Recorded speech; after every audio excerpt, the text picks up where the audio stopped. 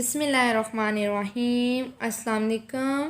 Today we're gonna talk about concept of set. आज हम समझेंगे कि मैथमेटिक्स में सेट किस तरह यूज़ होते हैं. concept of sets. अब जो मैथ में concept है सेट का वो क्या है कि अगर कोई भी चीज़ जो सिमिलर हो या इनकी सेम क्वालिटीज़ हों तो हम उनको एक ही ग्रुप में डाल दें ताकि हम उसको एक ही साथ स्टडी कर सकें. Now start definitions. A collection of distinct and well-defined objects is called a set. जब हम वेल डिफाइंड और डिस्टिंक्ट ऑब्जेक्ट्स को एक ही करैक्टरिस्टिक्स में डाल दें. अब देखें डिस्टिंक्ट मीन्स मुख्तलिफ, जो मुख्तलिफ सेट्स होते हैं, और वेल डिफाइंड मीन्स क्लियरली, वाजिया. Like a Pakistani team. अब देखें ये सब हमारे सामने क्लियरली है ना कि एक पाकिस्तानी टीम. अब हम सबको पता है कि उसके अंदर 12 क्रिकेटर्स होते हैं. अब नेक्स्ट देखते हैं members. The objects of a set are called its members और एलिमेंट. अब जितनी भी चीज़ें सेट के अंदर होती हैं वो सेट के मेंबर और एलिमेंट कहलाती हैं. अब जैसे हमने डिस्टिंक्ट ऑब्जेक्ट और वेल डिफाइंड ऑब्जेक्ट भी एक सेट के अंदर होती हैं तो वो सब क्या होंगी, उसके मेंबर्स और एलिमेंट्स कहलाएंगे. लाइक अब हमने सपोज लिया था पाकिस्तानी क्रिकेट टीम. अब पाकिस्तानी क्रिकेट टीम के अंदर जितने भी हमारे प्लेयर्स होंगे वो क्या होंगे, वो हम उनको एज आ एलिमेंट और एज आ मेंबर सपोज कर लेते हैं. तो हम उसको किस तरह हम उसको रीड आउट करेंगे कि जो प्लेयर है उसको हम सपोज कर लेते हैं कि ये हमारा आर अल्फ़ाबेट है. तो हम क्या कहेंगे, और जो इस पूरे सेट को हम ए का नाम दे देते हैं तो इसको हम क्या कहेंगे, R is an element of set A और R is an member of set A. Well defined. अब देखें वेल डिफाइंड मीन्स वाजिया, क्लियर, जिसके अंदर कोई भी कमी बेशी ना हो, हमें उस चीज़ की या उस सेट की क्लियरली समझ आ रही हो. Well defined means a specific property and object that enables it to be an element of a set or not. एक ऑब्जेक्ट की ऐसी स्पेसिफिक प्रॉपर्टी जो एलिमेंट्स को जाहिर करता है कि ये सेट है कि नहीं.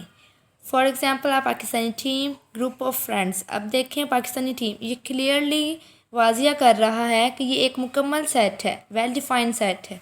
ग्रुप ऑफ फ्रेंड्स, अब इसमें वो बता रहा है कि किस चीज़ का ग्रुप है, दोस्तों का ग्रुप है. वो उस एलिमेंट को, उस ऑब्जेक्ट को वो जाहिर कर रहा है कि ये वेल डिफाइंड सेट है.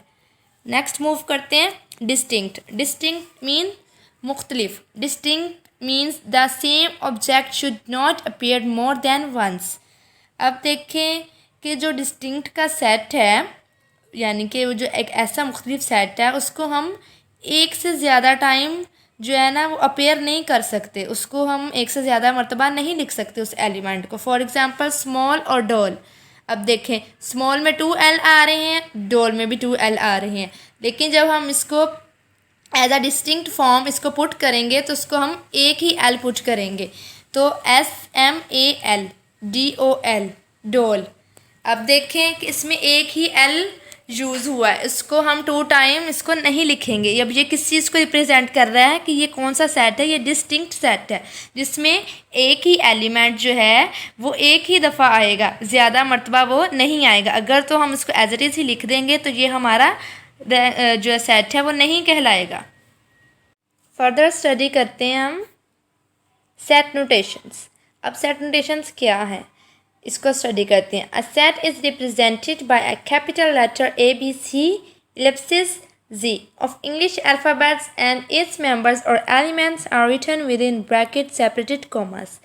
अब जो एक ऐसा सेट जो कैपिटल लेटर्स को शो कर रहा है, ABC इलिप्सिस Z. अब मैंने इन डॉट्स को क्या पढ़ा है, इलिप्सिस पढ़ा है. ये डॉट्स क्या हैं, ये हमारे इलिप्सिस हैं. इसको मैंने पूरा लिखने की बजाय ABCDEF पूरा लिखने की बजाय इंग्लिश अल्फ़ाबेट्स को मैंने किस में क्लोज कर दिया, मैंने इलिप्सिस में क्लोज करके लास्ट पे मैंने अल्फ़ाबेट लिख दिया Z. अब ये हम इस चीज़ को हम किस में क्लोज करेंगे, इसके लिए हम क्या एक स्पेसिफिक प्रॉपर्टी को यूज़ करेंगे, हम इसके लिए कर्ली ब्रैकेट को यूज़ करेंगे. अब देखें कर्ली ब्रैकेट का यूज़ किया हमने. अब इधर एग्जाम्पल में देखते हैं A is equal to bracket 2 4 6 8 dot dot ellipsis. ये कंटिन्यू चलते जा रहे हैं नंबर्स. अब देखें इवन नंबर्स हैं, ये 2 4 6 8, ये मल्टीप्लिकेटिव नंबर्स हैं जो हमें नहीं पता कहाँ तक जाएंगे, ये एंड तक ये चलते ही जाएंगे, ना ख़त्म होने वाले ये नंबर्स हैं। डिस्क्राइबिंग आ सेट, अब हमने अंडरस्टैंड करना है कि एक सेट को हम किस तरह डिस्क्राइब कर सकते हैं। Descriptive form, in descriptive form we describe the property of a set by a statement. अब जो सेट को डिस्क्राइब करने के दो तरीके हैं, एक कौन सा है डिस्क्रिप्टिव फॉर्म और दूसरी कौन सी है टेबुलर फॉर्म। डिस्क्रिप्टिव फॉर्म क्या है कि हम उस चीज़ को, उस प्रॉपर्टी को हम बयान करते हैं, उसको अच्छे तरीके से हम उसको डिस्क्राइब करते हैं, उसकी स्टेटमेंट को डिस्क्राइब करते हैं। लाइक एग्जांपल में देखते हैं A is equal to the set of names of all games. अब इस चीज़ को वो डिस्क्राइब कर रहा है कि इसके अंदर जो हमारी सारी गेम्स हैं उसके नेम आएंगे। लाइक कौन कौन सी गेम्स हैं स्पोर्ट्स में, बैडमिंटन, क्रिकेट, हॉकी और जो एक्स्ट्रा जो हमारी गेम्स आ जाती हैं वो सारी जो है उनके हमने नेम्स लिखने हैं, उसका हमने सेट को डिस्क्राइब करना है। जस्ट हमने उसको नेम्स लिख देने, हमने उनको डिस्क्राइब कर दिया, तो इससे हमें पता चल जाएगा कि ये डिस्क्रिप्टिव फॉर्म है, ये इस सेट को डिस्क्राइब कर रहा है, किस चीज़ से, अपनी स्टेटमेंट से डिस्क्राइब कर रहा है। नेक्स्ट हम फॉर्म पढ़ते हैं टेबुलर फॉर्म। अब टेबुलर फॉर्म क्या है? In tabular form we list all elements within the bracket and separate each element by using commas.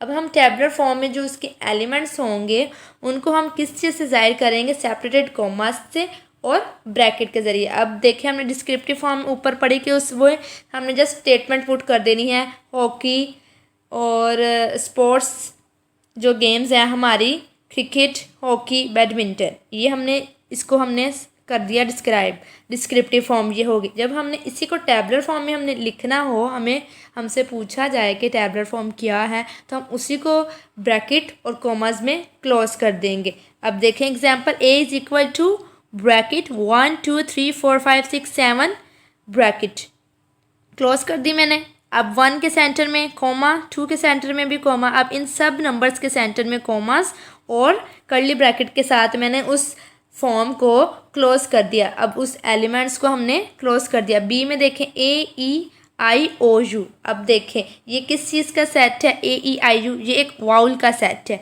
इसको हमने ब्रैकेट और कॉमास के अंदर क्लोज कर दिया। ये हमारी कौन सी फॉर्म होगी? टैबुलर फॉर्म होगी। आई होप कि आपको समझ आ गई होगी। आज के लिए इतना ही, नेक्स्ट लेक्चर में हम मिलेंगे। Thank you so much.